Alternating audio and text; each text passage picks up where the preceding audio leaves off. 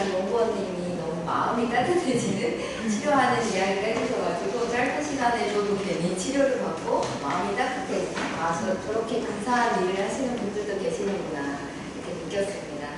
저는 그 마음을 치료하는 것과는 완전 정반대로 실제 제조 산업에서 어떻게 저희가 발전해 가고 있는지를 연구한 분야입니다. 그래서 흔히 제가 말씀드릴 연구는 제조의 설비들을 많이 활용하고 있습니다. 그 설비 유지 보수 분야에서 다이나믹 타임 워핑이라는 기법을 활용하여 예지 보수에 있어 보장을 어떻게 인지할 것인지에 대한 연구입니다. 발표는 다음과 같은 순서로 서론, 그리고 선행 연구 방법과 이를 활용한 케이스 스터디, 그리고 결론으로 보고드리겠습니다. 제조 산업의 귀환이라고 요즘에 많이 이슈가 되고 있습니다. 그래서 제조 산업이 막대한 투자와 고용을 견인하면서 미국이나 유럽 그런 선진국들에게도 리쇼어링이 핵심 정책이 되고 있고 저희 한국 또한 미래형 제조에 집중하고 있습니다. 그래서 이 제조 생산 시스템의 기반은 설비 운영입니다.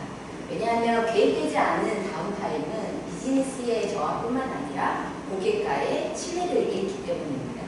실제 연구 결과에 따르면 아마존은 단 49분의 다운타임으로 50억 가까이 손실을 입었고 평균적으로 1시간당 2억이라는 막대한 손실을 야기하고 있습니다.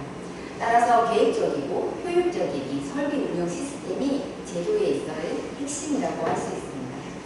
이 제조 혹시 현장을 가보신 적이 있으신가요? 많은 설비들이 뉴스에서 나오듯이 새로운 제품들을 막 찍어내는 곳인데 그 제조 현장은 아주 융복합적으로 연계된 생산 체계입니다. 그래서 설계부터 개발, 제조, 유통, 물류까지 생산 전반에 관련된 과정들이 포함되어 있고 그 중에서도 실제 작업을 진행하는 설비 영역은 다양한 공정과 이 설비로 구성이 되어 있습니다. 설비 유지 보수는 설비가 가지는 원래의 기능을 지속적으로 유지하도록 하는 이 일련의 과정을 말합니다. 그래서 시스템 고장 등을 사전에 예방하고 시스템 수명을 연장하는 것이 목적이고 지금은 자율, 협업형 제어를 위해서 진화하고 있습니다. 그러니까 저희가 자동차를 예를 들면 자동차가 고장났을 때 자동차가 멈추면 예전에는 고쳤었는데 지금은 고장이 나기 전에 미리 가서 카센터에서 저희가 점검을 받잖아요. 점검을 받는 걸 PM이라고 하고요. PM 다음 단계로 그러니까 고장이 언제 날지를 정확하게 예측을 해서 고장나기 직전에 이를 보수해주는 것을 Predictive Maintenance, PDM이라고 예지 보수라고 하고 있습니다. 그리고 이러한 진화된 이 유지 보수 체계를 활용하기 위해서는 실제 제조 현장의 다중 설비 시스템을 고려한 연구가 필요합니다. 그럼 기존에는 이런 연구가 안 되었었냐? 기존에는 단일 설비 중심으로 연구 방법론들이 많이 제한되었습니다. 그러면 이러한 기존 연구 방법론들이 실제 제조 현장의 다중 설비 환경에도 동일하게 적용될까? 그다음 두 번째는 데이터의 편차에 대한 분석은 어떻게 할 것인가? 이것을 연구 지휘로 연구를 시작하였고 제조 프로세스에 대한 플로우 분석, 그리고 실제 환경에서의 문제점, 그리고 다이나믹 타임 워킹 방법론을 활용한 저희 신규 제안법을 제안하였고 이를 케이스 스터디로 결과를 검증하였습니다. 본 연구는 실제 현장에 적용 가능한 다중설비 분석 모델로 방법을 제안하고 결과를 검증하였고 기존의 이론에서는 이론이나 케이스 스터디에서는 고려하지 않았던 문제점을 도출하고 개선 방안을 제시함으로써 PD의 이론의 문제점을 보완하고 향후 활용성을 증대하는 데 기여할 것으로 기대하고 있습니다. 다음은 선행 연구입니다. 저희가 설비 유지 보수는 고장이 발생하는 것을 중심으로 일어나기 때문에 이 고장을 어떻게, 결함을 어떻게 인지할 것인가가 핵심 기술입니다. 그래서 그 중에 저희가 사전 관리는 PM과 PDM으로 앞서 나뉜다고 말씀드렸었잖아요. 그래서 PM 같은 경우에는 이 기존의 고장 이력, 이 부품을 보니까 기존에 한 30일마다 고장이 나는 것 같아. 그러면 나는 25일마다 미리 갈아줘야지.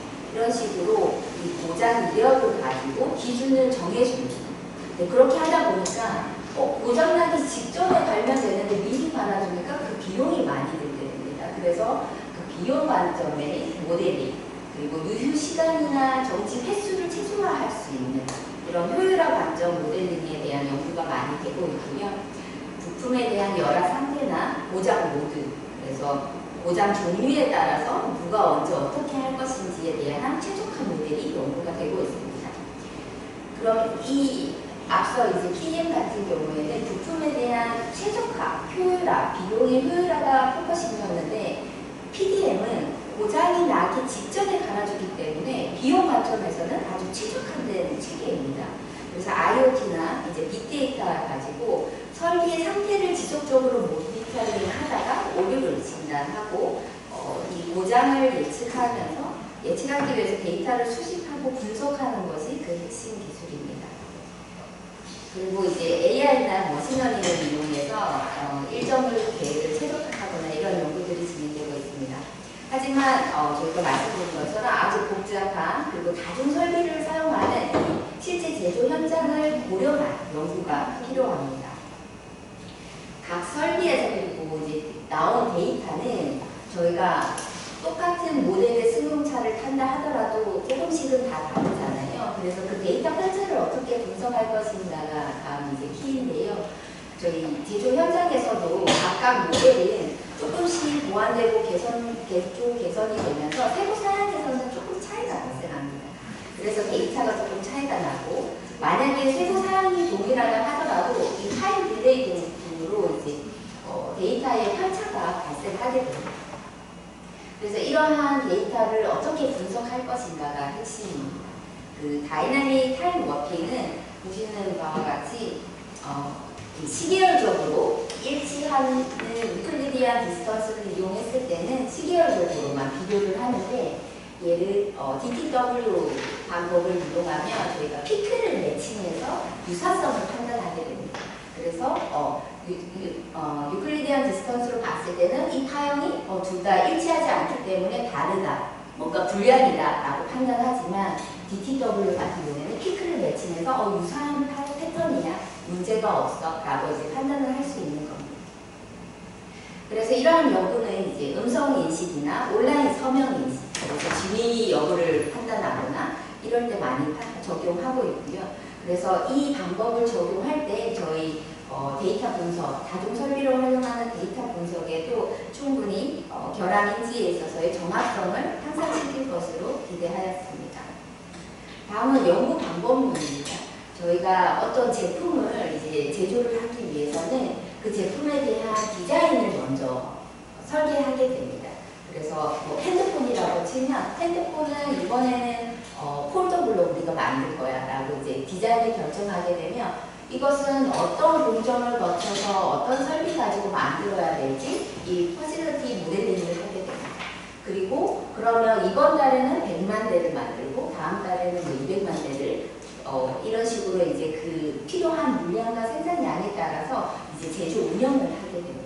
그 설비에 대한 공정을 이제 하게 될 때 공정이 각각 설비마다 생산할 수 있는 양이 다 다릅니다.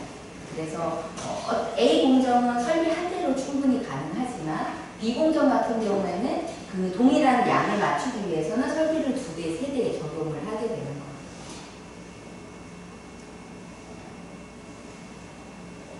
그래서 이제 저희가 설비를 다중 설비, 여러 대의 설비를 사용하게 될 때 각각에 나오는 데이터가 이렇게 타임 딜레이로 조금 피크가 맞지 않는다고 하면 앞서 말씀드린 것처럼 시계열별로 봤을 때는 다 이상점이라고 오인식을 하게 됩니다.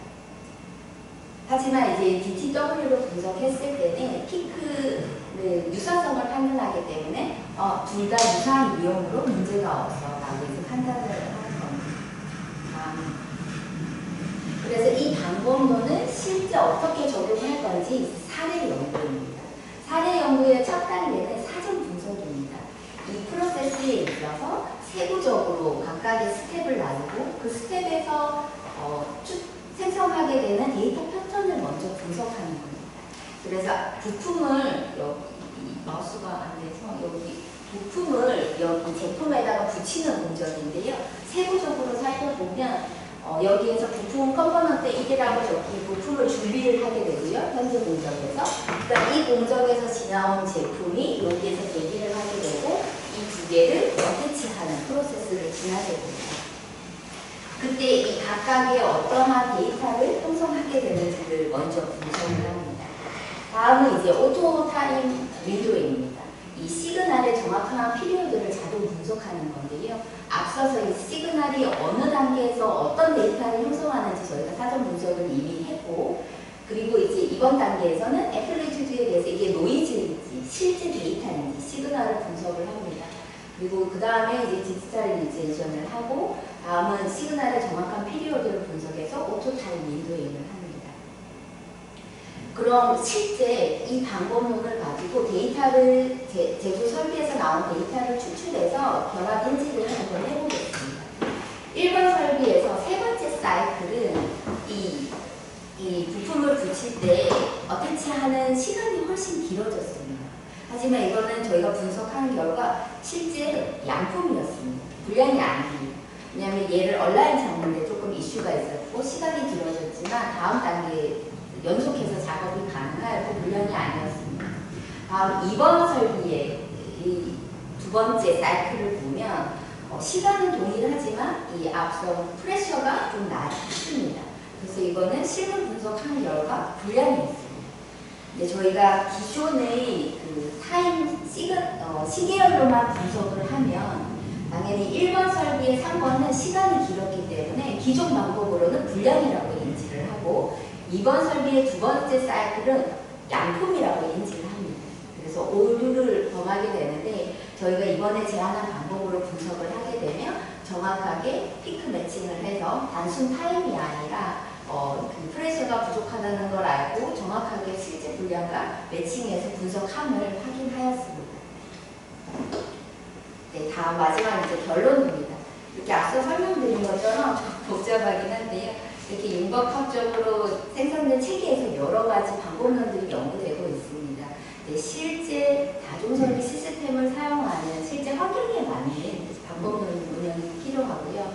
따라서 다이나믹 타임 워킹을 설비 제조 유지 보수라는 분야에 맞춰서 새로운 방법을 제안했고 이 방법은 오토타임 인종을 통한 사선 분석, 데이터 추출, 그리고 결과 분석의 단계로 진행을 하였습니다. 그리고 해당 방법론은 저희가 실제 설비에서 나온 데이터를 가지고 이상적으로 정확하게 판단할 수 있음을 확인하였습니다. 그리고 향후 계획으로는 이 설비 간의 지금 데이터는 근본에 분석을 했고 설비 하나가 이제 단일 설비로 다시 이제 포커싱해서 들어가면 이 단일 설비도 여러 개의 부품으로 또 구성이 되어 있습니다. 그래서 이 복수개의 부품으로 구성되어 있는 이 내용에 대해서 이제 추가 향후 연구를 진행하고 있고요. 이를 활용해서 저희가 실제 단순 이론이 아니라 실제 적용 가능한 연구가 될 수 있도록 지속적으로 좀 완성도를 높이도록 하겠습니다. 이상입니다. 네, 혹시 질문 있으시면